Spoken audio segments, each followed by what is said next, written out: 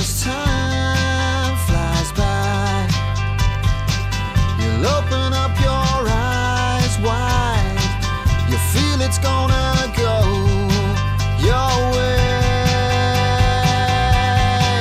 Hey, hey, it's a brand new day. Hey, hey, hey, it's a One, we are at. Welcome back to Marbella Now. My name is Nicole King, and guess what? We have a rainy day in sunny Spain. But you know, it's still a great day to go out. As any good English girl knows, the rain never hurt anybody. Well, not along this type of rain. We're here in Puerto Banús, and we're going to record this week's show from El Gaucho de Banús.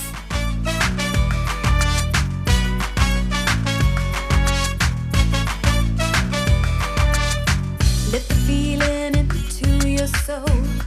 Let it set you on your way. No need to hesitate. Time to make a change. There'll be no. An absolute pleasure to be chatting now with my first guest of the week, Humberto, who is the owner of El Gaucho de Banús. But he's more than just the owner of a restaurant, and that is what I would like to find out today. Get a little bit closer, a little bit more personal with Humberto and find out more about him and why we should be coming to support him now more than ever. Humberto, buenos dias, good morning. Hey, how you doing? How are you? And all the audience. Hello, how are you? It's really nice to be back here. I remember, the Gaucho is synonymous with Puerto Banús. Maybe not this Gaucho, but having a good Argentinian restaurant is certainly a plus for Puerto Banús. I think it's a plus in Puerto Banús because there is a kind of international cuisine in all over the Puerto, and if we can offer the Argentinian stuff, it's very good. It is very good. But before we talk To more have about... a presence. Exactly, a presence. Exactly, to have a presence. One of those... Argentinian food is in here. Exactly, and it is because we're 147 nationalities actually registered Yeah, in wow. Marbella, Wow. and it's nice, as you say, to have a presence. amazing. But before we actually talk more about the restaurant, I really would actually like to know a bit more I would about like to, you. Yeah, I know what you mean, but I would like to comment you something that it comes to my mind, and it's about our cuisine. It's coming from my grandmom. All the design of the dishes in the cuisine is from my grandmother. So I was a kid. It's also personal, no? Yes, of course. In my childhood, I think I was so unquiet boy, you know. So I was all because my mother worked too much, and I was with my grandmother. What do you do with your grandmother? Cook. So if you don't cook, or I don't know what is the name of this when you Shelling peas. yeah. But I used to do everything with my grandmother, even watch an opera soap or whatever. And my grandmother taught me how to cook. The best thing we have is the empanada. It's coming from my grandmother. My grandmother taught me how to do it from my 8 years old. So you have to try it. No, I have. The empanadas here are excellent. Apart from everything else is good here. The food really is good here. Are there different styles of empanadas per region? For example, you have the paella valenciana, which is different to the paella one and that one. Do you have like empanadas traditional for areas? Of course. We have more than 15 kind in whole Argentina. You know the Argentinian is a long and big country, and every province, every city have their own way to do it. But the best are the Tucumanas. Empanadas from pasties from Tucumán, which is a very tiny city, but with 2 million of people inside. Está llena de boludos, plenty of boludos in there, you know. I was going to say before, and I better not say boludo. Boludo is a kind of tío, like a buddy. Hey, buddy.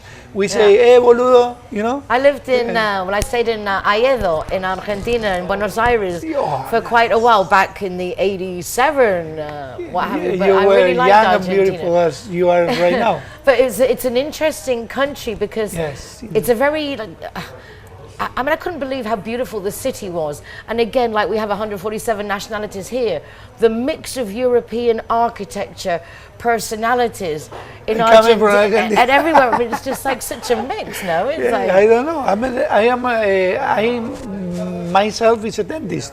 So I am a dentist, I qualify, I have a master of implantology, but when I get here, I couldn't do it until I qualify my title. So I have to work in somewhere, and I used to sell on the beach.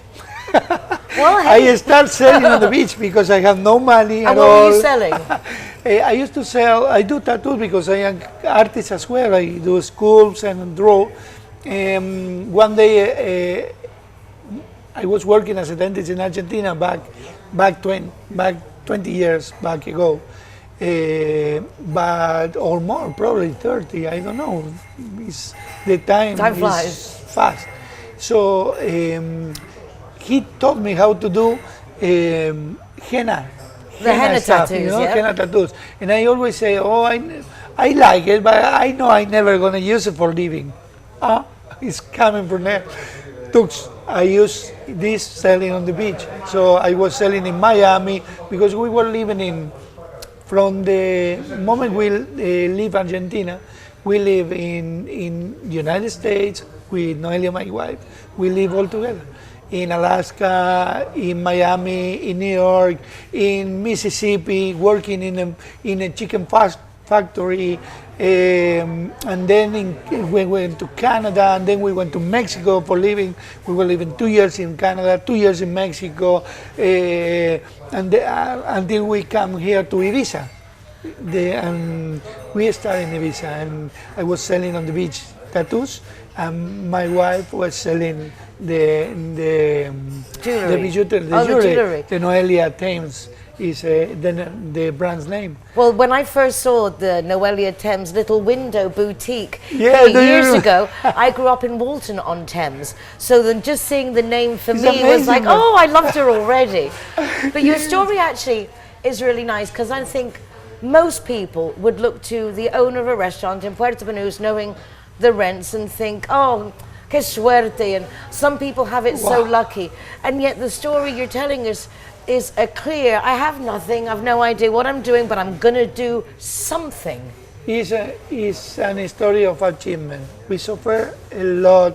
We pass through many crises and things, but we are like a gladiator, you know. We are like fighters, all the time thinking about the evolution, to improve, to keep walking on just ahead, you know.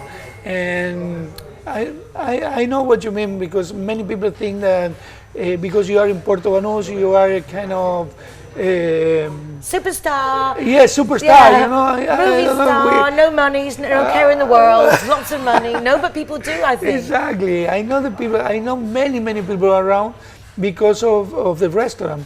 But we are kind of sensitive people, very humble people, and fighters.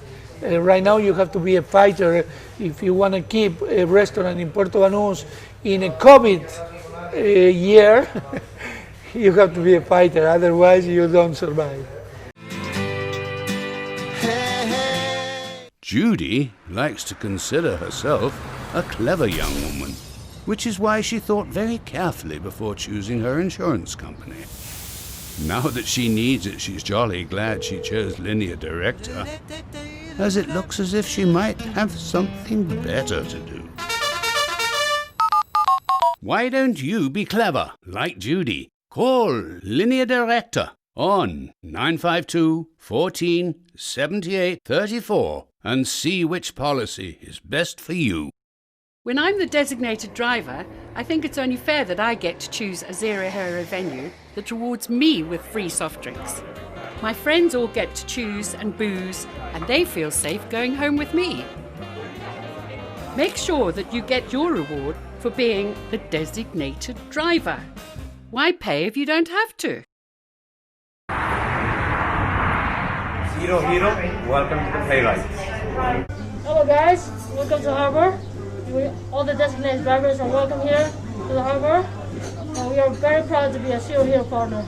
GWine is happy to be Zero Hero partner.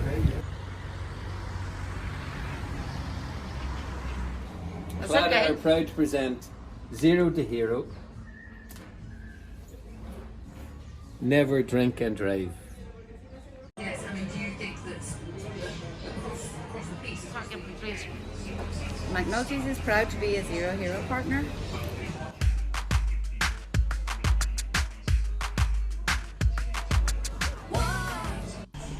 Hi guys, Ross here from Hogan Stand. Proud to be a member of the Zero Hero campaign. And we recommend everybody.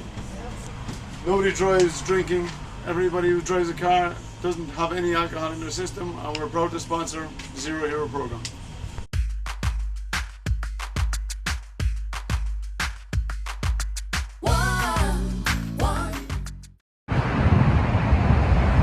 Our welcome Zero Heroes. Come and visit us for Merry Christmas and Happy New Year. Merry Christmas.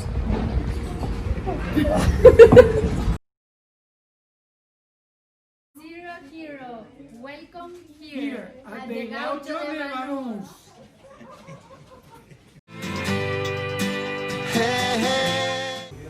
We're back with Umberto, the owner here of El Gaucho Banús, and we've been chatting with him about his personal life. But personal life and business life are one and the same thing, synonymous. You work together with your wife in different things. You are a very family-oriented person, and you and Noelle have gone through a lot of things to get to this point. How many years ago did you open the restaurant? About 8 years, something like that, 8 years or 8 seasons. So you've kind of gone from one crisis now to another, had a few good One touristic years in the middle, and then COVID. You were one of the first to install like an air purifier. You embraced it quickly, the problem. Yeah, because we bought a machine, which is right there. This kind of machine is used by the NASA, it's created by the NASA, and they put into the cohetes. I don't know what is the name Rockets. Rockets. Rocket. Rocket. And like a rocket man, like Elton John. Exactly. Like rockets, and for keep out any bacterium, any virus, anything for everybody into the rocket to be safe of any illness, you know. So it's the same we use right now. This machine keep out all the viruses around. They keep out, they kill it, and they keep the environment safely. Well, I think it's for really COVID or any other virus or bacteria. Well, I think it's a really important thing to highlight is that El Gaucho, which is one of the few restaurants that have actually made this investment to guarantee that it's when not you ozono, walk in it's these, not ozono, walk it's in the not- doors. No, it's not a Yeah, sauna. My hair's exactly, it's fine. My not hair's ozone. fine. I'm doing it. And it's raining outside. But no, the temperature and the weather is fine inside El Gaucho. It's nice because you've got the little fires here. The atmosphere is perfect for summer, but also it's very cozy in the winter. And so it's nice. It's a big restaurant. It's a quite big restaurant, and some of the most beautiful thing you have in a restaurant is not only the ambience inside, but it's the terrace. The views. It's an amazing. The view from inside the restaurant is amazing because it's wide open but closed by glass. You know, so you can see from inside all outside. But into the terrace is the feeling you have when you are sitting in a terrace is amazing. It's so wide, so open, so fresh, you know. Even though in winter time, when we close the terrace and we put the heat, you feel like very, very comfortable. You can stay there so long, a time you want to be, and also as warm as you want to be. No? The nice thing is, I think a lot of us foreigners, particularly us English, we're not scared of the rain. We're used to going out in the rain, and I particularly, to be here in the port on a rainy day, which it is today, and to be here and have the views, it's actually a privilege. You don't need a sunny day. It's nice to sometimes have a different view. We know that in winter time the rain is coming eventually, no? But the thing is, this winter was a little bit different than any other winter, not only because of the COVID stuff, it's because it starts so hot.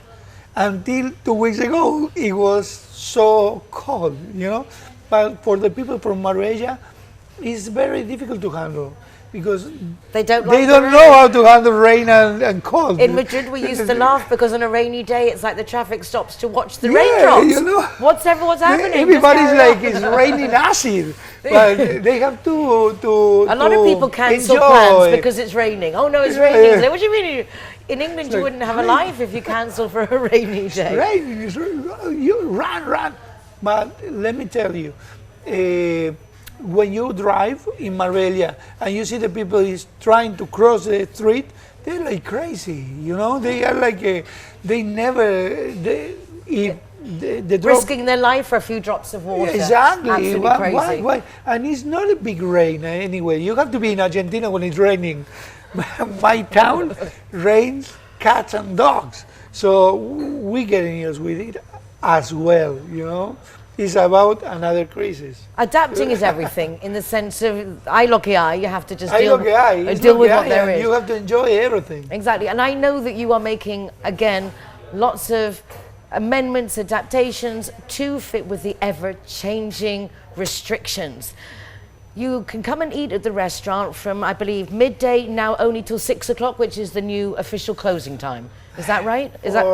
For us, it's like they are killing us, killing the port because the people getting used to come to the port after 8, So all the restaurants in the port, they are closing. They are getting closing. I have 4 restaurants that I know around here among 300 or 400 meters, they are closed.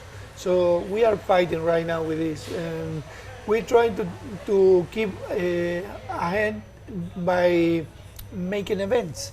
For example, this Saturday we have a very nice event, which is the Arabic lunch, and it comes a ballerina, belly dancer, and a Maroccan singer. Wonderful. It's amazing. And you've got some facial treatments going on here now with a nice workshop.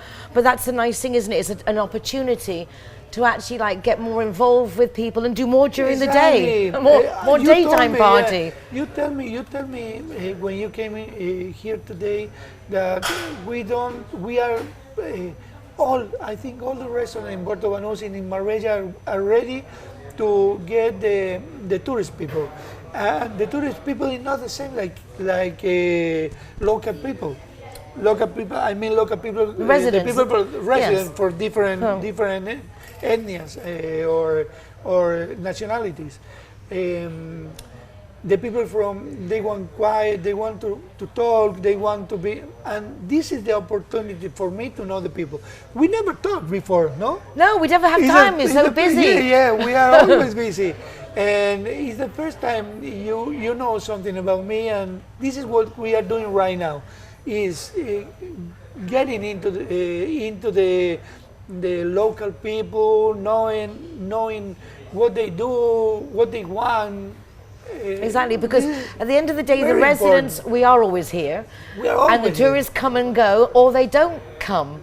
And that is really scary for everyone. Everyone here lives off, obviously, not everyone, but a lot of people off tourism. I don't scare about the people who don't come here. Eventually they will come because I have already many people who are coming that didn't come before. They want to try El Gaucho, they want to try the food, they want to know the people who is involved in this organization and this restaurant, because we are like a family, and the people is getting more involved. But that's just it, you see, you are a family and your business is so family orientated and you're so close knit and you've been through so much together that it's nice that everyone finally gets to know that there is so much more behind El Gaucho. Exactly, it's too much more. For example, all the people who is the los camareros and everything, the waiter, the chef and whatever, we are all in here from the beginning. we have. Do you remember the old gaucho? I do, yes. We have two people working for me. Mari Carmen, she is about 65 years old. She does all the sources. They were in the gaucho because all the people who come in here at first, they say. I mean, I'm with my parents when I was a little girl, always in a gaucho. And I say, okay, stop doing my salsa and do it the gaucho salsa, and everybody was laughing because they know that I think my grandmother's cuisine is the best, you know. So to change my grandmother's stuff for the old gaucho stuff, it was hard. It was hard. It was quite hard, but acceptable for me because I was happy with it. Yeah, if it's giving you results and the people are coming, because once you do come and try the food at the Gaucho, particularly if you get a chance to meet Umberto and chat with the team, you will come back. Umberto, I've really enjoyed our chat, and it's actually nice to meet you. Nice to meet you. Oh, well, we can't do that. Nice to meet you. Yeah, like this. It's nice to meet you. It's crazy, but we have to do it like that. Stay safe. Straight to your heart, we can change.